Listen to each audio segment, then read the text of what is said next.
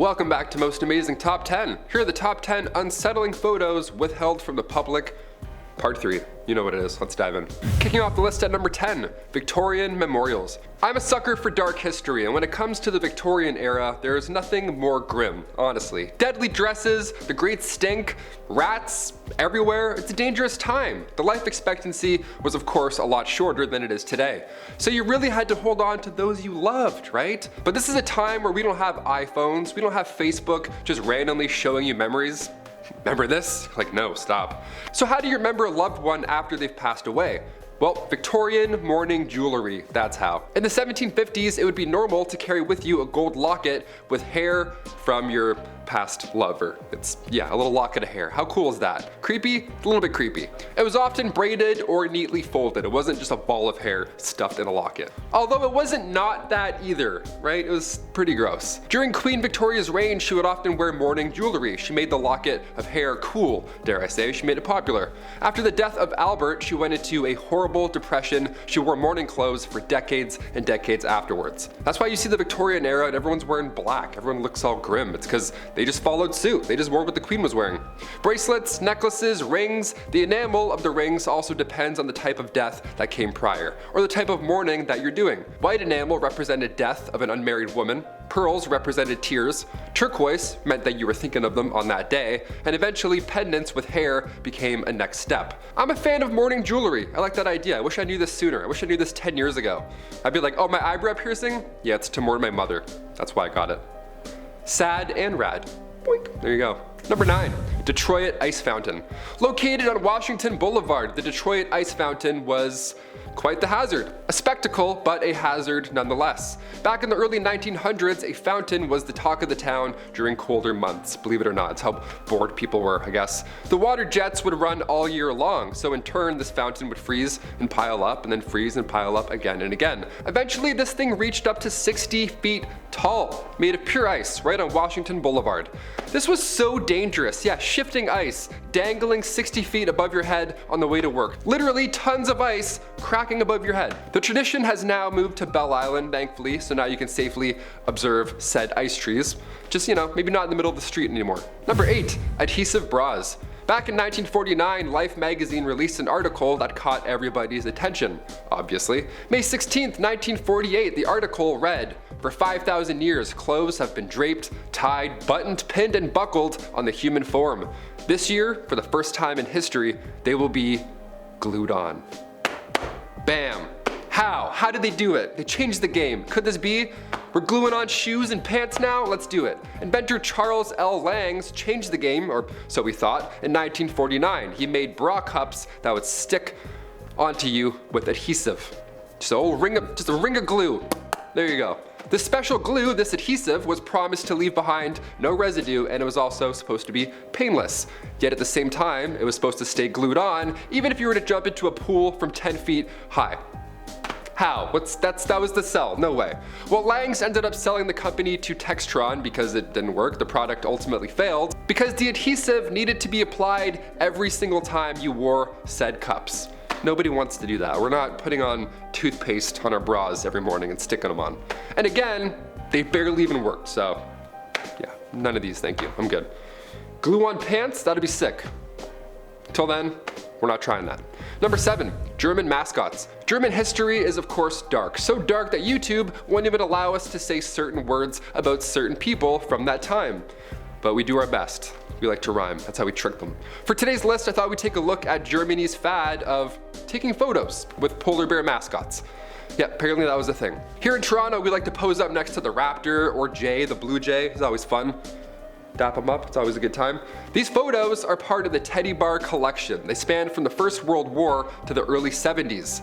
The German bear mascot remained throughout history, but the company surrounding the polar bear mascot of course changed drastically throughout the years, and it's really grim to look at. You see photos of a smiling mascot next to Yahtzee soldiers, and then the next page you see the same German mascot, but 40 years ago. You know what I mean? It's odd, you're like, ugh. It's like seeing the Blue Jay guy back in the 1800s. You're like, what were you doing? Many believe this craze began after 2 polar bears arrived at the Berlin Zoo back in the 1920s. That's where it all kicked off. Because of course it was a major tourist attraction. But these suits, we can't forget, were first worn of course by natives for ritual practices, specifically the native people of Pacific Northwest. Romania as well, dancers would wear real bear skins as part of a pre-Christian tradition. It was meant to drive away the forces of evil. Or just pose up next to Yahtzee soldiers. That's where we're at recently. Number 6, Reindeer Games. June 1941, the Germans were attacking the Soviet Union, and it was one of the biggest attacks, of course, in history. Britain and US had to send weapons, supplies, anything really just to keep them afloat, just to keep them in the fight. Now they sent these supplies through the Arctic Circle, that was the only route, but of course it was littered with U-boats. Thankfully, the British HMS Trident was there to watch the waters, and in turn the Soviets were able to fight on. So as a gift, as a thank you, the Soviets sent the captain of the Trident, the World War II submarine, a live reindeer. Yep, for the submarine, you know, just a reindeer for the sub. Doesn't make any sense, right? I agree. The British had to accept because it was ill-mannered if they didn't, so they had to keep a 6-foot-tall, real-life reindeer on a sub. Her name was Pollyanna. They brought her on board through a torpedo tube. Imagine being in battle and then having to deal with this after. You're like, guy, we don't need this right now, please. She was a crew member for 6 weeks. 6 weeks, imagine the smell? And she slept better than most. She shared a room in the captain's quarters. Horrible. Finally, the Trident returned home to Britain, and our leading lady was donated immediately to the Regent Park Zoo. Yeah, they didn't keep her on the sub. Weird, right? Number 5, Alfred Hitchcock and the MGM Lion.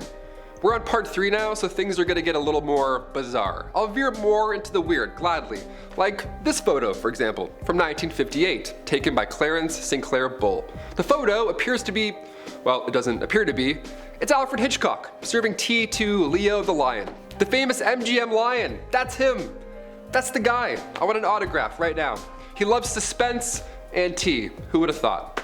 North by Northwest was the only film Hitchcock did with MGM, and there's actually a rumor that he directed The Lion's Roar for the MGM intro. But that of course is nonsense, because you can't direct a lion.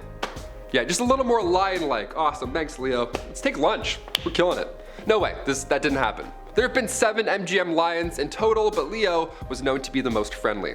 He's still on the logo today. He's an OG, he's made it. But again, back in the 1950s, it's hard to say what it really was like on set. You know, like it's still a lion, and it's the 50s. I don't think we have a lot of laws and stuff. It was probably a really rough time for Leo. Number 4, the Hobble Skirt. Just from this 1910 headline alone, I'm glad we don't have Hobble Skirts anymore. Although maybe they might make a comeback, we'll see. The headline reads, the Hobble Skirt is the latest freak in women's fashions. Skirts that are so tight around the ankle that locomotion is seriously impeded and speed is impossible. What a pitch. Doesn't that sound like a bad time already? Sounds like you're gonna be late for everything, honestly. French designer Paul Poirier made these to free the bust whilst also shackling the legs. To keep it a little, you know, keep it classy. You know, what's more classy than shuffling around all day long and being late? Nothing. Love the practicality on this one. Thanks, Paul. So despite how ridiculous and unsafe the Hobble Skirt looks and acts, only the wealthy could afford such a thing. Damn it, we're missing out. We'll get them next time. Guess I'll just stick with my jeans like a fool. Middle and lower class women wore skirts with slits or buttons. They could actually walk around. Imagine that, eh? What a weird concept. Hobble skirts luckily didn't last, but every now and then I sense a comeback, you know? With the Kardashians, I'm like, that's close. That's close to a Hobble Skirt. Locomotion is seriously impeded. What a sell. Number 3, Gloria Steinem. Back in 1963, the Playboy Club in New York City was one of Hugh Hefner's greatest accomplishments at the time, of course. The club was the talk of the town until Gloria Steinem came along. See, Gloria was a feminist writer. She created Miss Magazine back in 1972, but her career began much earlier, around the 60s. See, she got a job as one of these Playboy bunnies and worked at the club undercover, secretly taking notes on how this key holders only establishment was actually operating, you know, behind the pages. The staff were these young women, the bunnies of course. They had to wear black bodysuits, the puffy white tails, the whole getup, and at age 28, Gloria worked undercover for 3 weeks. The piece she released after, appropriately titled A Bunny's Tale, got so much attention that it kickstarted her freelance career. It made her a feminist icon to this day. This photo of Gloria undercover shows you the comfortable work outfits that she had to endure. That's horrible. It's all dark too. You can't even see what's going on. People are smoking inside. It's like Peaky Blinders. It's horrible. I don't think she had non-slips on. You know what I mean? In a collection of her writings, Gloria reflects on the undercover piece, saying how it has now outlived all the Playboy clubs, both here and abroad. That was before Hefner passed away in 2017. I'm sure she didn't mean outlive literally by this statement. But she also did, you know? Number 2, Stalin Photoshop. Deepfakes are getting out of control. It's insane. Modern technology is really making it hard to tell what's real and what's not. I'm falling for a lot of things online lately. I'm starting to feel like an old man, I'm not gonna lie. Photoshop is also an essential now for any project. It's probably why you clicked this video. You saw the thumb and you're like, what's this? Photoshop. Back in 1939, a photo of Stalin was published and he looks great. Guy looks amazing, some would say too good. He was touching up photos as far back as 1939 to make himself look more powerful, more healthy.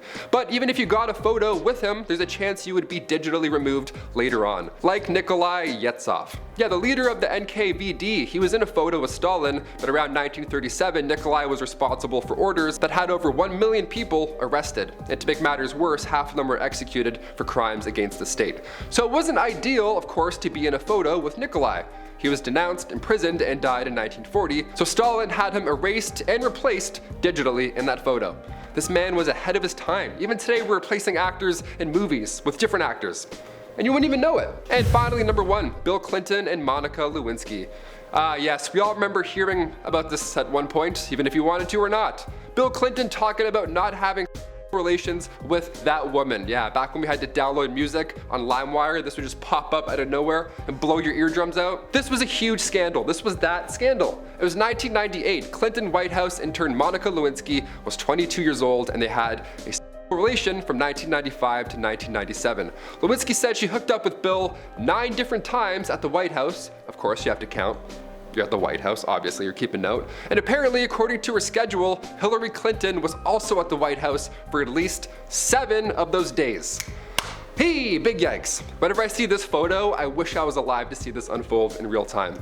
I mean, I was alive, but I was, you know what I mean. Those are the top 10 unsettling photos withheld from the public, part 3. If you want more, I'll find more. Let's do it. Dark history, more Victorian hair lockets. Yuck. I'm Taylor McWaters. We'll see you next time.